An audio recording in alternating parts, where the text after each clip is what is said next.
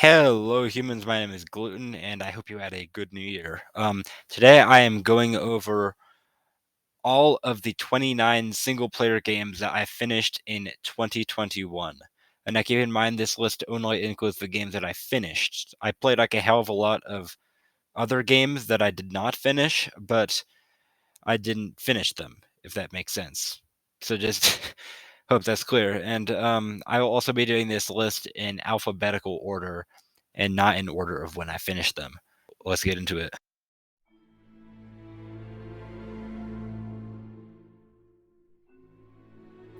007 Quantum of Solace is the first game on this list, and it's an interesting one.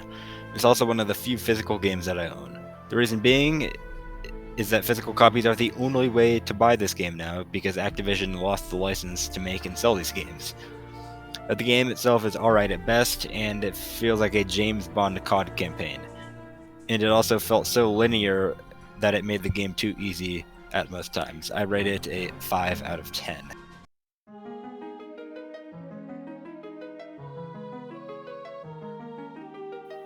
A King's Tale Final Fantasy XV ended up being the first Final Fantasy game that I ever played, if it even counts as one, that is. This game released alongside Final Fantasy XV as a pre-order bonus, and it might be one of the best pre-order bonuses I've ever seen.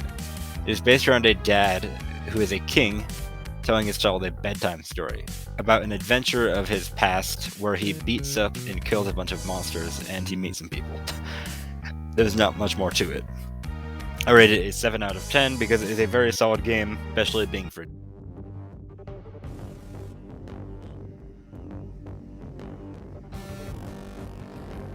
Battlefield 3 is a fantastic game in many ways. First off, the graphics are incredible. I constantly forgot the fact that this was an Xbox 360 game. It looks almost identical to Battlefield 4. It has an alright story that has you fighting as two different soldiers, if I remember correctly. One on the Russian side and one on the American side. This is something that you don't really see often. The bad part of this game is that it is extremely frustrating and hard at times. There were multiple levels where I would die because of some stupid shit and then reload and start over. Like, this happened like on a constant loop in like the same missions, like a lot. So I rate the single player Battlefield 3 campaign a solid 7.5 out of 10. So 7.5.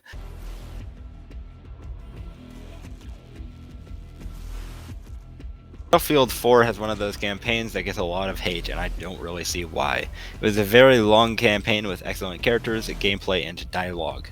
The levels were challenging enough without being a pain in the ass to complete. My one complaint about the game is that it felt too much like an action movie at times. I rate an 8 out of 10 for the gameplay and the chemistry between characters.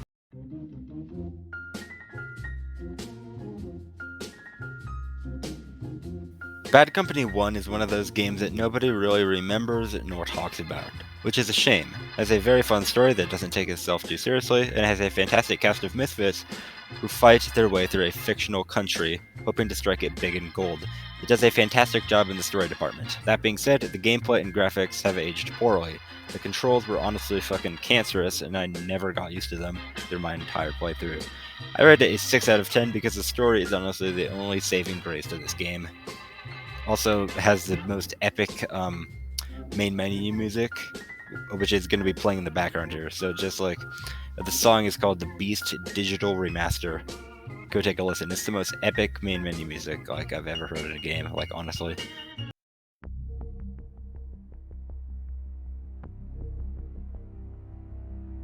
Call of Duty Ghosts is one of the CODs that people love to hate, and I can honestly see why. It has one of the most boring and monotonous campaigns I've ever played through. The story was generic and predictable as shit, and the mission objectives were very average. The only thing that I really liked about it is Riley being a cool companion, and the fact that the enemy wasn't Russia or China for once, and instead was Latin America. I rate it a 3 out of 10 because it just would not fucking end. It was only around 6 hours, but felt like an eternity to play.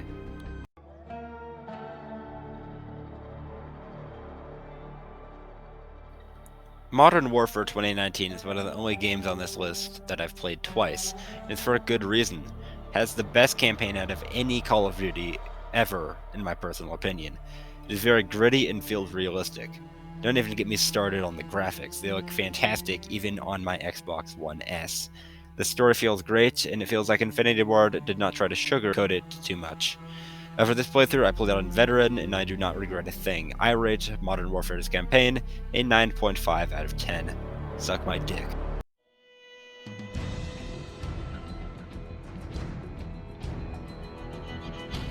Modern Warfare 3 is my favorite out of the original MW trilogy, because it feels like it has the right pace.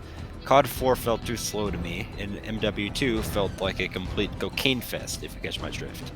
This felt just right and wrapped up the trilogy in a fantastic way. The gunplay and gameplay is identical to Modern Warfare 2's, and the levels are better designed in my personal opinion. I rate it a 7.5 out of 10 because it's just a solid entry with a good ending.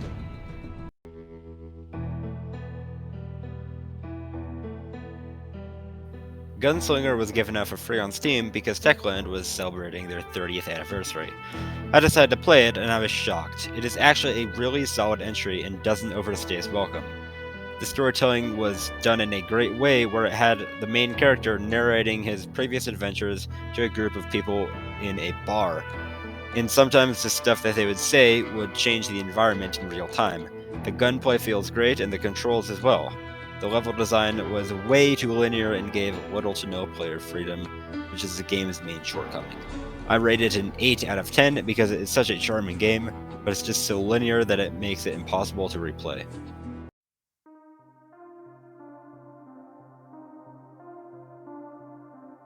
Dying Light is a game that a friend recommended to me, and unsurprisingly, I love it. The story is alright, but everything else about it is just so unique. The idea is to use parkour to traverse buildings and escape the horde in safe houses and such.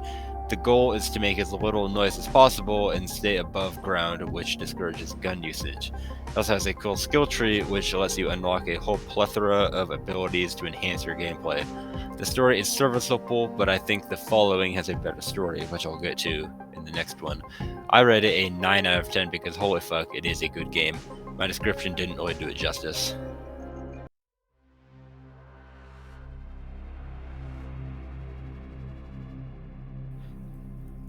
The following has the better story of the two games, but the gameplay is more lacking. For one, all of the buildings are gone, which gets rid of the fun parkour element of the main game, and mostly just has flat lanes, which gives it more of a generic feel. To make up for the lack of parkour, Techland instead decided to include a buggy, which sounds great at first until you realize that you have to maintain the fucking thing with gas and parts. It's really just a pain more than anything, but you sort of have to use it. The story, on the other hand, makes up for the gameplay shortcomings, which follows Crane's journey to rise the ranks of a cult in order to get a special chemical to use in order to save his people back in Haran. It was a blast to find out what happens. I rate it a 7 out of 10 because no matter how good the story is, the gameplay should always be better, which the following is not.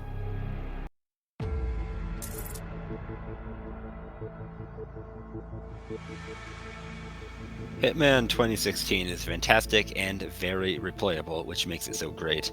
You play as Agent 47, who is this, hitman, and you travel around the world to intricately designed maps and find unique ways to kill your targets. I think it has the best maps out of the entire world of Assassination Trilogy, and I constantly go back and replay them. My favorite map is Marrakesh. I also completed all the gaudy bonus content, but that isn't really worth mentioning. I rate it an 8 out of 10 for the maps.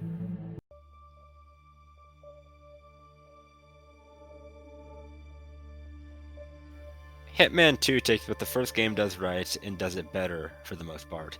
Has a lot more people to kill, more things to kill them with, new mechanics, a new sniper assassin mode, and significantly larger maps.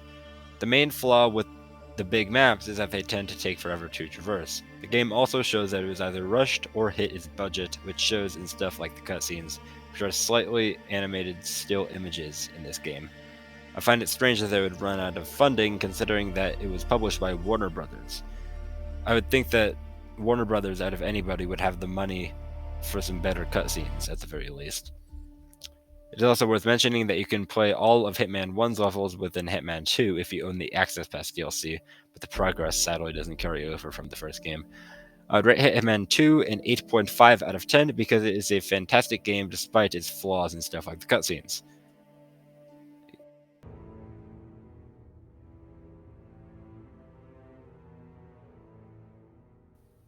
Hitman 3 is a fine conclusion to the World of Assassination trilogy, and because of that, it focuses a lot more on story than the previous two entries.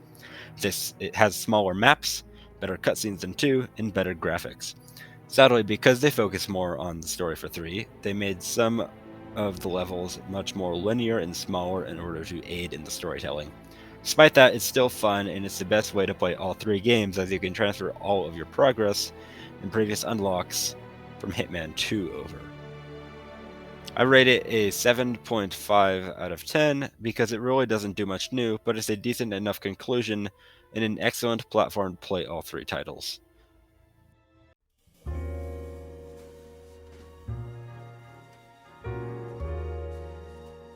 This is a game that focuses very hard on story and wouldn't be much fun at all if the story wasn't so good. Thankfully, the story is good and follows a young detective named Cole Phelps who makes his way through the ranks of the Los Angeles Police Department through his way of solving cases. There isn't much in the gameplay department except for searching crime scenes for clues and using your brain to interrogate suspects and piece together mysteries. It does what it wants to be very well, but it doesn't offer much outside of it, so for that I give it a 9 out of 10.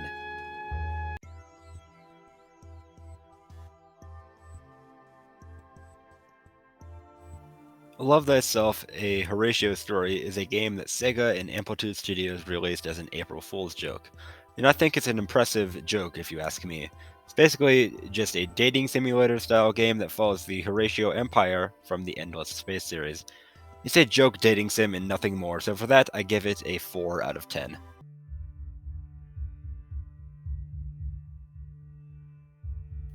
Medal of Honor 2010 is an interesting title because of the fact that it uses 2 different engines. The multiplayer was developed by DICE and uses the Frostbite 1.5 engine, while the campaign was developed by Danger Close Games and uses the Unreal Engine 3. The 2 modes feel like 2 completely separate games. But I'm not here to talk about the multiplayer, I'm here to talk about the single player campaign. Long story short, it's fucking amazing. It takes place in 2001 during the Afghanistan War, following several Tier 1 operators on their campaign around Afghanistan.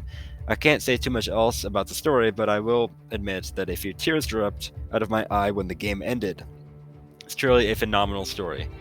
The gameplay was not the best ever, and many parts of the campaign reminded me of an early access Steam game, specifically the HUD, as well as many technical issues and bugs that came with it. I rate it an 8.5 out of 10 because of how good the story was. You'll probably get past its issues pretty fast.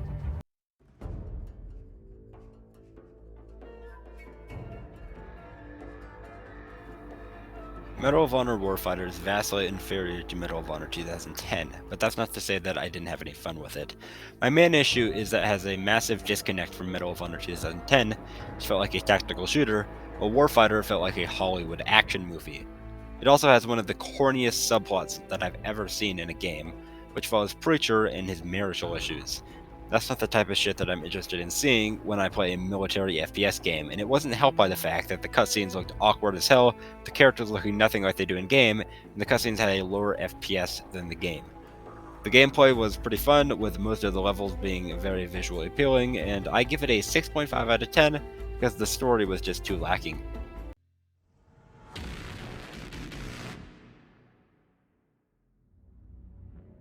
Ground Zeroes is just a prologue for the vastly superior Phantom Pain, but it's just a single mission. It's a very good mission, but Konami really shouldn't be charging $19.99 for it. That being said, it's not at all a bad demo. It gives you some context as to what happened before the Phantom Pain, but fails to provide any idea whatsoever on who the characters in the game are and why you're saving them. If you haven't played the previous entries in the series, which I haven't, you will be rather confused. The game itself is one map and one mission sandwiched together between 2 long-ass cutscenes. After you finish it, there really isn't that much to do, except for play it again on a harder difficulty or try to complete the achievements. I rate it a 6 out of 10 because the only thing that it really does is serve as a vital prologue to the Phantom Pain.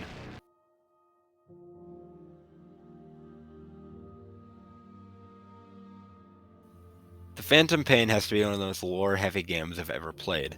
The funny part is that it's supposed to be a stealth game. It mostly encourages stealth gameplay except for when the story doesn't want you to. It is those sections of the game where the game becomes not so fun, as the gunplay isn't necessarily great by any means.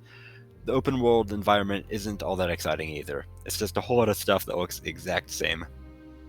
The story is extremely confusing and hard to follow, which is why I highly recommend playing Ground Zeroes first. Even then, I had no idea what the hell was going on. Despite everything I just said, I highly recommend picking up a copy of the definitive edition for yourself, as it will give you a lot of playtime for a very low price. I rate it an 8.5 out of 10 because it's so close to a masterpiece, but it gets too repetitive towards the end of the game.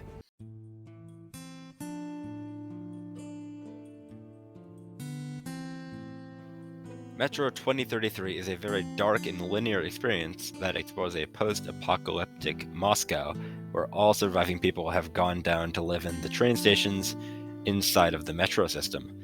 I found it to be a very interesting experience seeing how all those people have adapted to survival in the metro system.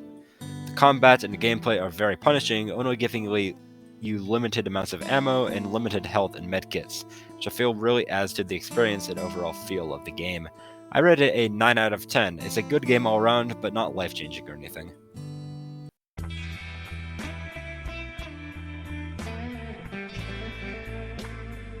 Spec Ops: The Line is considered a cult classic for some reason, and I don't really know why. It's nothing more than a Gears of War style cover shooter. It really gives me mad generic Xbox 360 era shooter vibes, and I could really feel that for the whole game. However, the message of the game is where it really shines, as it does have some pretty good writing and art direction to it. The story follows 3 Spec Ops soldiers who are sent out on a Recon mission in Dubai, which completely went to shit. The whole city was cut off from communication, and there is a rogue unit from the United States Army that you have to go past. I'll just say that the ending was actually very good and really made the whole grind of the generic-ass gameplay worth it. And hey, I got a Steam key for like $1.42, so I had pretty low expectations. It's definitely worth picking up for that price.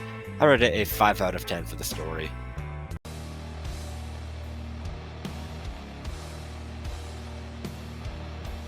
I don't even know if the games in the Dark Pictures anthology can even be considered games or not. They are more of slightly interactive movies, which is normally fine, except the stories aren't all that great. The gameplay consists of walking awkwardly down tight corridors and making decisions, while the story follows a bunch of dipshits who went on a diving trip gone wrong. That being said, the intro to this game is sick as fuck, and is honestly one of the most memorable game intros I've ever seen. I rate it a 2 out of 10 because it was playable and the intro is pretty swag.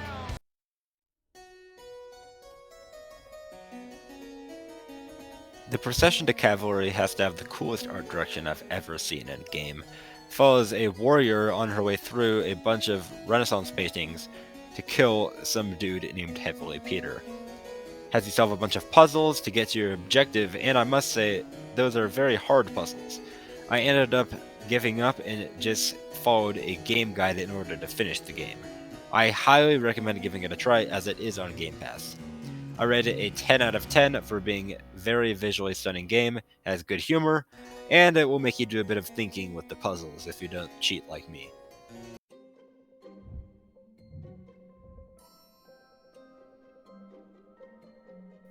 Stanley Parable is a charming little game. It focuses mainly on the narrator torturing you and making you suffer as you go insane trying to get out of the constant office loop.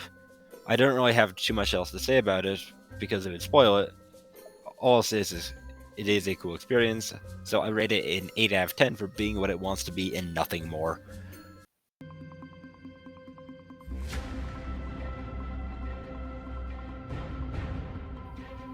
Titanfall 2 is one of those games that people love to suck off, and I can't really see why. Don't get me wrong, it's fantastic, but not as fantastic as people make it out to be. It does a great job of being an advanced movement shooter, and I was even more shocked when I found out that it runs on the Source engine. I'm not actually going to talk much more about this game because there's so many reviews on the site, So I recommend going to watch HITMAN's review on it if you want to see more, but I rate it a 9 out of 10. Yeah.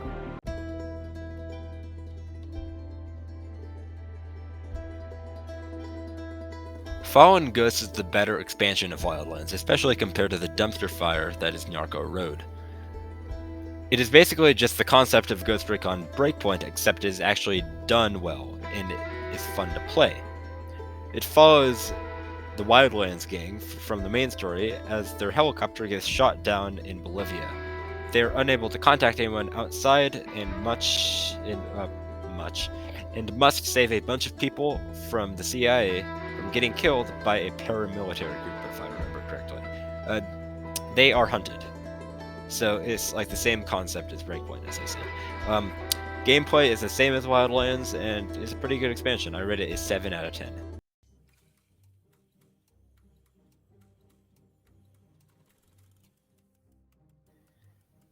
This was a very good and annoying game to play. It is a top-down view of your apartment, and it follows a husband as he tries to break a time loop of him and his fiancée getting killed. It's a very cool game. I recommend you check it out. And it is another one of those titles on Game Pass, so definitely check it out. I forgot to rate it, so I say 8 out of 10. 8.5. I don't know. I don't fucking know. 8 out of 10, yeah.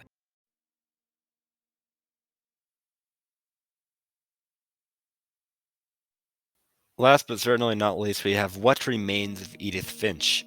This might as well be one of my favorite games that I've ever played, maybe because of like how dark the plot is. It follows a character named Edith who is visiting her family home that she inherited, as she is the only one still living in the family. All of her family literally died unfortunate deaths, and you get to go explore the house and reminisce on how they all died via mini games. It sounds very lame, but it's a very fun time. So check it out, and it's also on Game Pass if you want to play it that way. I rate it 10 out of 10. Just go play it for yourself. Like, I highly recommend it. Well, folks, that is the end of my list. If you made it this far, thank you so much. Please consider dropping a like and maybe even a sub, as it will really help my channel. Thank you and goodbye. Say you wanna face me, tell him come and scrape me.